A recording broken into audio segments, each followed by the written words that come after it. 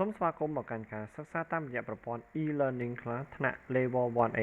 ថ្ងៃនេះលោកសិស្សនឹងធ្វើការបង្រៀនបន្តពីមេរៀនទី5ប៉ុន្តែនៅក្នុង text 2អញ្ចឹងយើងបានសិក្សាពាក្យនៅក្នុង text 1ក៏ដូចជាសន្ទនាផ្សេងហើយដូចនេះ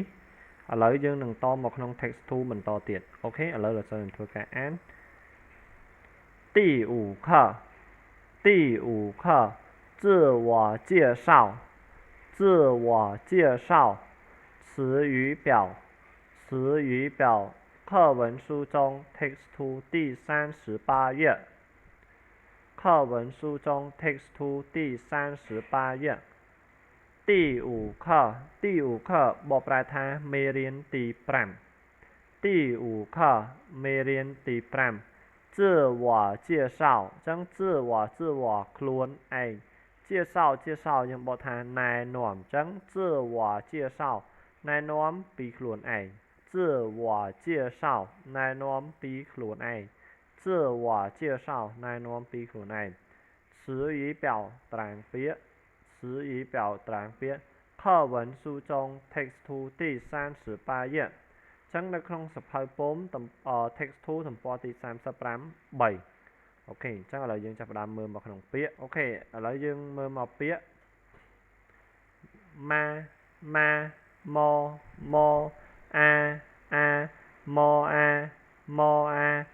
ាម៉ាពូប៉អ៊ូប៉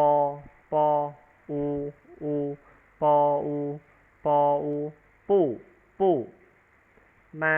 ម៉អាម៉ា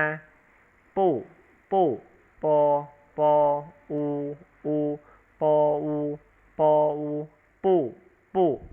អូខេអញ្ចឹងម៉ាកន្លែងនេះយើងបកថាទេបកថាទេប៉ុន្តែម៉ានេះគឺយើងប្រើប្រាស់នៅក្នុងប្រយោគសំណួរម៉ាមួយនេះគឺយើងប្រើប្រាស់នៅក្នុងប្រយោគសំណួរអញ្ចឹងត្រូវចាំណាអញ្ចឹងអក្សរម៉ាមួយនេះគឺយើងប្រើនៅក្នុងប្រយោគសំណួរតែបកថាទេប្រើនៅក្នុងប្រយោគសំណួរដល់ពេលអក្សរពូយើងបកថាទេឬក៏អត់ប្រើនៅក្នុងប្រយោគបដិសេធពូបកថាទេប្រើនៅក្នុងប្រយោគបដិសេធអញ្ចឹងយើងទៅចំណាំណាកុំឲ្យប្រើច្រឡំគ្នាម៉ាយើងប្រើនៅក្នុងប្រយោគសំណួរបកថាទេពូយើងប្រើក្នុងប្រយោគបដិសេធបកថាទេឬក៏អត់អូខេអញ្ចឹងឥឡូវតមកមួយទៀត小C L小N小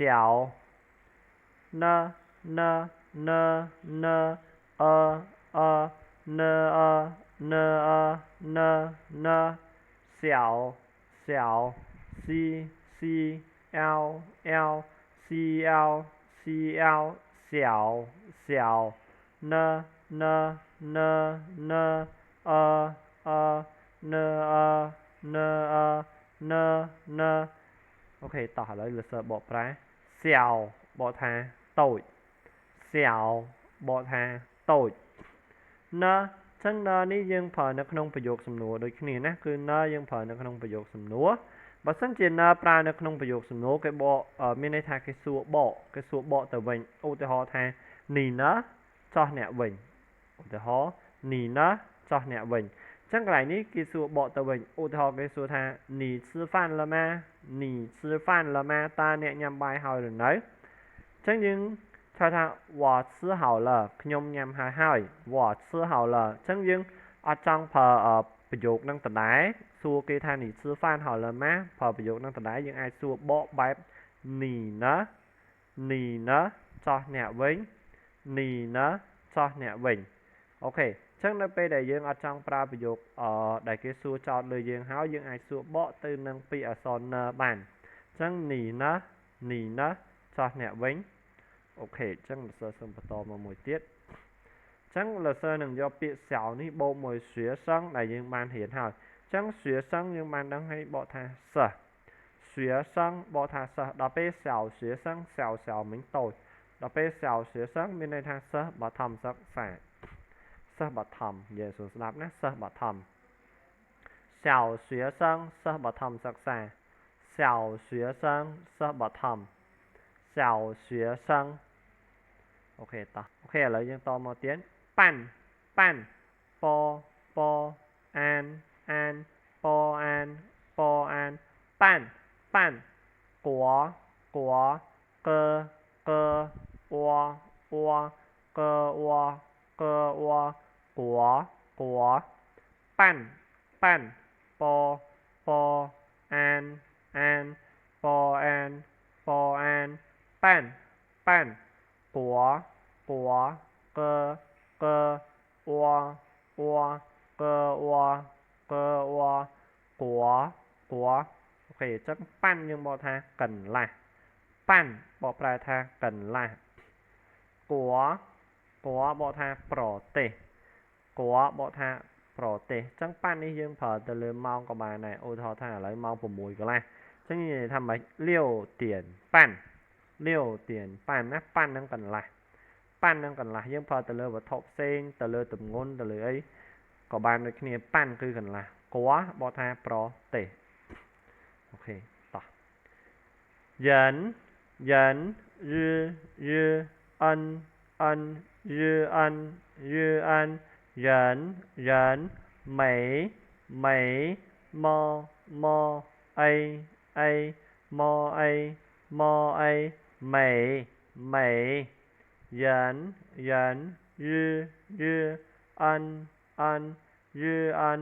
rư ân dẫn mấy mo ai mấy ok dẫn bỏ prai tha menu dẫn bỏ prai tha menu mấy bỏ tha sạch mấy bỏ prai tha sạch ok chăng Trung Quốc nhưng bỏ tha Protestant Trung Quốc Protestant Trung Quốc dân bỏ tha chun chiết trần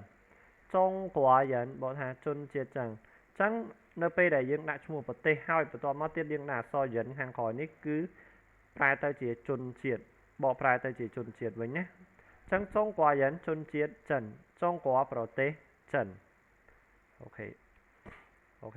ต่อมาទៀតចឹងមីនេះមិនយើងហ៊ានឲ្យបកថាស្អាតឥឡូវមីគាត់ទៅជាសហរដ្ឋអាមេរិក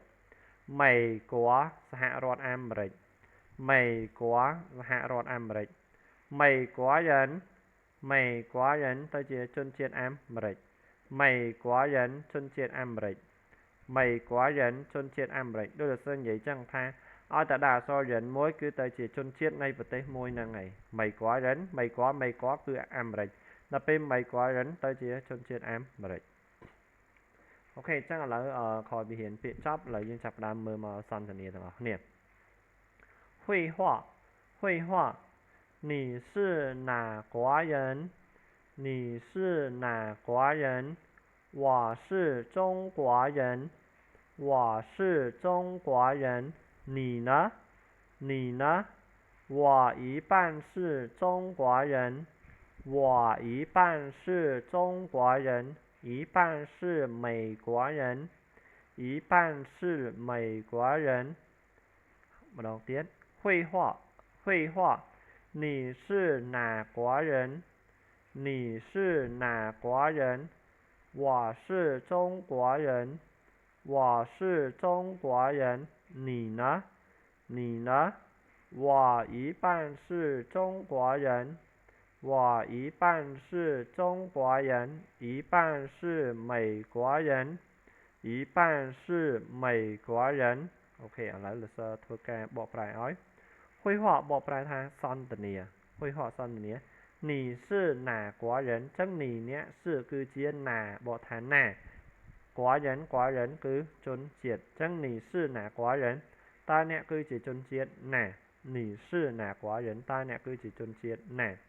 我是中国人 chẳng tâm hiện mình hỏi cứ Trung Quốc bỏ tha chôn chiết trần 我是中国人 nhưng cứ chỉ chôn chiết trần nì nó chẳngประโยคนี้យើងប្រើលើនnóគឺជាសំណួរប្រយោគដែលប្រើនៅក្នុងសម្រាប់សួរបកវិញចឹងដោយសារយើងអត់ចង់ប្រើសួរគេថានេះសឺណាកួររ៉ិនគឺយើងអាចសួរថានេះណាចោះអ្នកវិញ我一半是中国人ចឹង一半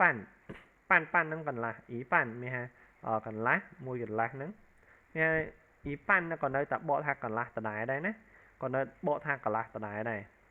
pan còn cần lá đây nè bỏ ý pan sự trong quá dân bẹc đá cứ chỉ chôn triệt chấn 我一半是中国人百拿คือเจจุนเจจัน一半是美国人百拿คือเจจุนเจอเมริก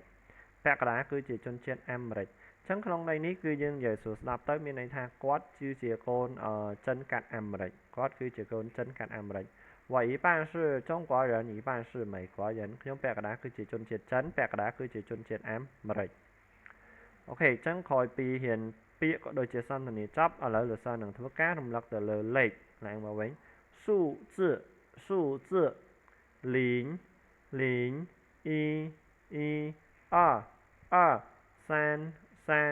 四五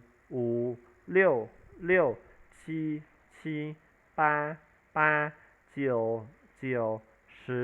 十 OK 声母 po mo fo t n l k h j c ch sh z i u OK มาដល់ 韵母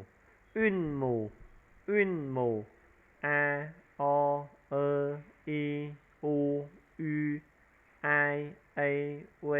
ao âu yêu an in un an in ung thế một đoạn tiết